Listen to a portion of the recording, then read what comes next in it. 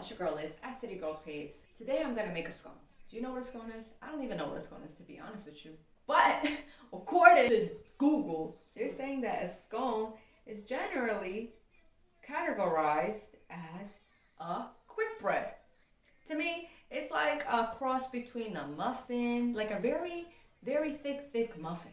As if the biscuit and the muffin had a baby, and that was the scone. That's how I feel a scone tastes like. So it is a much denser bread. It's very tasty, it's very good. I love a good scone, I'm not gonna lie. You don't see them around everywhere, but when you do, they're usually not that good. From my opinion, that's what I think. I used to work back in the financial district, back in Fitty, shout out to Fitty. And I used to go to like Gregory's Coffee, or like Bon Pain, or La Financière Patisserie, all these damn little places that had all these baked goods and desserts, and I never really got a good scone from them. Even my favorite bakery in Soho, La New Yorkina, I don't even think they have scones. It kind of sucks, but like I said, it is a cross between a muffin and a biscuit. Definitely not as salty as a biscuit, and definitely not as sweet as a muffin. So I've never made one before. Today will be the first time that I'm making this scone. Amateur baker over here. Let's see how this goes. Stay tuned at CityGirlCraves. It's about to give you another wake and bake special, y'all. See, I got my rolling pin right here. It's gonna get a little crazy. So today I decided to utilize all of the items that I had in my pantry. Sometimes baking can be a little expensive, so if I'm not a pro baker or anything like that, I would consider myself maybe just slightly amateur, but I decided to use what I already had in my home. So I made it super simple for myself and thought about what I used to eat in college, like basically every day, and it was scones. If you ever gone to Starbucks and got the pumpkin scone, then you know what I'm talking about. You definitely get, it's like a little triangular shape. A scone was always my favorite go-to for breakfast, paired with a peanut butter smoothie. Yes, I used to eat that on a regular basis, and I loved it. I wish I still could eat that, but the way my body's set up, I can't eat that anymore. But yes, my blueberry scone and my smoothie was the go-to breakfast item every day for your girl. On a pretty cool recipe from my girl, Jenn Segal. You already know, Once Upon a Chef. I love her site. She has so many recipes to choose from, and she makes it so easy. Light and tender cream scones. You see my ingredients outlined below, and I gotta work super fast because I need to make sure that our unsalted butter stays super cold. So before I get to work with combining all of these ingredients, let me just tell you what I have super quickly. I got 2 cups of cake flour. I usually have cake flour in my pantry because I like to make cupcakes, super soft, moist cupcakes, that is. And I've never tried to make cake with it, but that's my next little goal for the next couple months. So let's see if that goes down. I got some baking powder already combined with some salt over here. I have my 1 egg. I have some sugar, just regular granulated sugar. My heavy whipping cream that I used this past weekend to make my delicious banana pudding. So I'm glad that there was still some extra left over. You gotta utilize what you got. And some raw cane sugar that I'm gonna be using towards the end, and you'll be able to see that shortly. So first things first, you see I got my little ninja over here. According to Jenn, she mentions that I should have used a food processor. I don't got that, but I think this will work pretty much about the same. So we're gonna combine all of our dry ingredients first and get to work. So in the meantime, I'm gonna put my butter in the fridge just for the meantime because I still need it to be super cold since we gotta work fast. So let me look at these directions one more time because yes, you can look at the directions and think you got the recipe down, but you still need to keep checking just to make sure you got everything in place. So really quickly, let's jump to this recipe. This is going to make about 8 scones. To begin, we're gonna combine our dry ingredients first. That means cake flour going in. Hold on. Okay, and that was 2 cups, y'all. Baking powder and salt going in. All right, and now the sugar, just granulated sugar. So we're gonna combine these until blended well. All right. It's always a struggle getting this to work because I don't use it as often. I gotta get my knife for the butter ready. So I'm gonna pull out this butter again because this has combined well. And we're gonna start adding just 5 tablespoons of unsalted butter. Cutting it down really gently. Oops.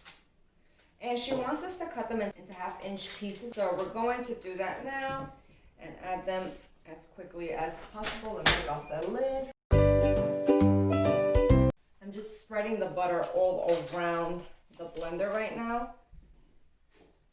Oh. So back to mixing.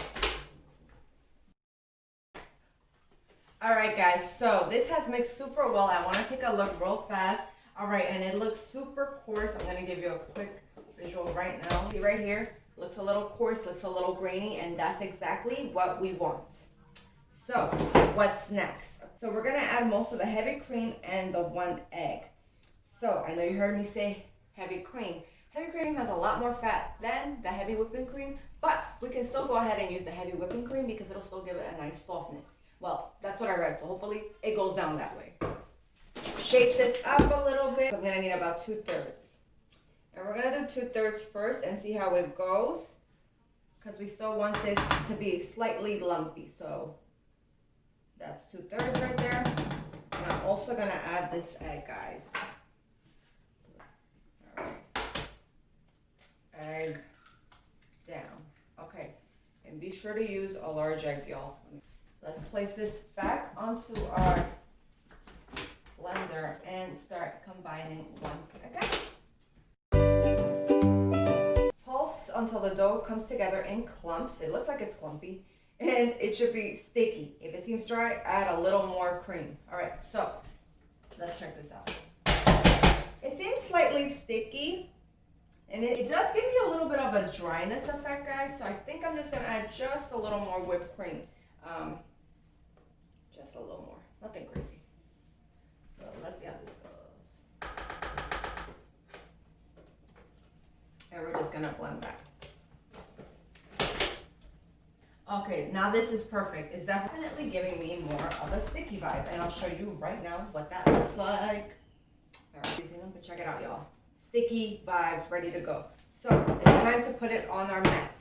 And I have some all-purpose flour here, and I'm just gonna place right on top because this dough is going to be sticky. So this is just a safety precaution so nothing gets lumped up. So let's get to work. Okay, and we're gonna put it all on our surface. Put it together into a ball once I get all of this off because I want to utilize everything I have.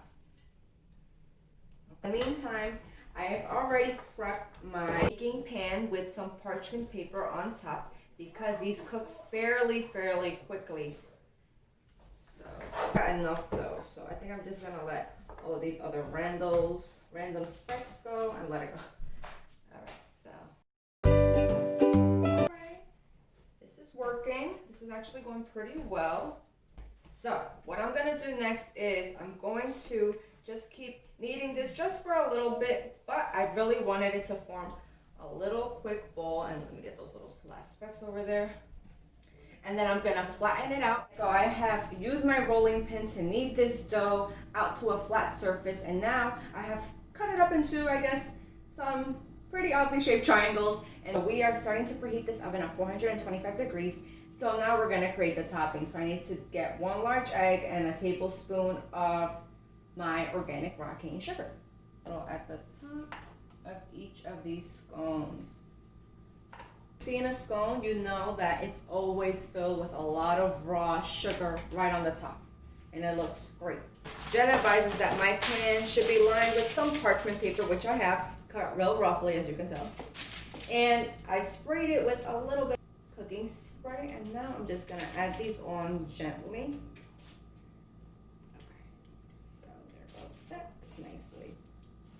Okay, so we're waiting for our oven to preheat, and they're gonna bake for about 10 to 12 minutes, or until they are hard to the touch when you place your little finger on there. So we're gonna set these aside in the meantime, and let me clean up this mess over here that we have going on, but let's get excited for this taste test, y'all. All right, y'all, so the scones are out of the oven, and they look amazing. They definitely look like scones. I'm so excited. Oh my gosh. I am so excited about this, guys. You don't understand how hard it is to find a really good tasting scone, and I really hope these taste great. So let me let these cool down, and we're gonna do the taste test soon, all right? Let's let them rest for a little bit. And as always, success, guys, success. I hope, to be honest with y'all. I'm about to have one of my beautiful scones for breakfast. As you see right here, I'm gonna put this damn knife down. I'm super excited, and it reminds me of my childhood almost because I used to love eating this. So let's do the taste test.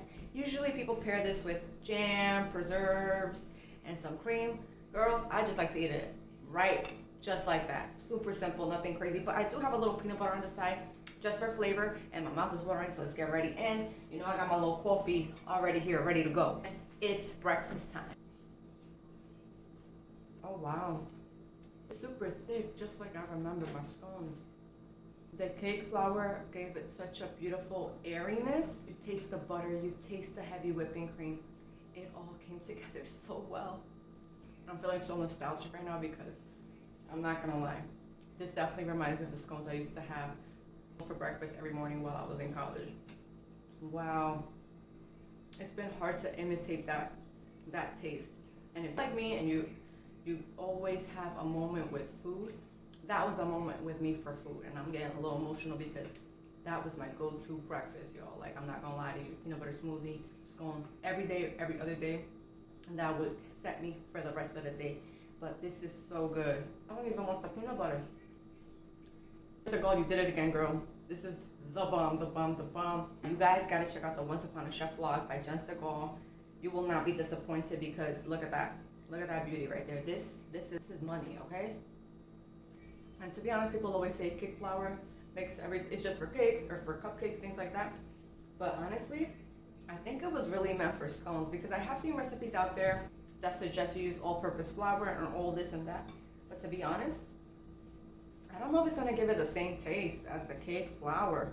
But I'm gonna try it because I'm not gonna lie to you. And honestly, this would have been awesome if I had added some blueberries or some cranberries on top. It honestly would have been the bomb, okay? Because my scones were blueberry scones, but I was like, let me keep it simple. Let me not be too experimental today. And I'm using things in my home already, so no money spent.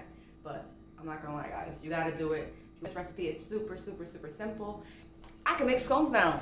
Thank you, Jenn Segal, for that because I needed that in my life. I felt like that was lacking in my life for a very long time, and I was like, damn, I can never get a good scone in New York City. But just want you to look at it again. Look at the beauty, all right? The beauty, bam, bam, bam, bam. The layers of beauty right there. Breakfast was the bomb this morning, and maybe it's more of a dessert. I don't know, but I loved it. I'm so happy with the outcome. And yes, thank you guys again for checking out the video. Super, super awesome recipe, super easy. And yeah, let's get to work. And it's breakfast time at my house, so let me get my life and maybe get another scone and finish my coffee.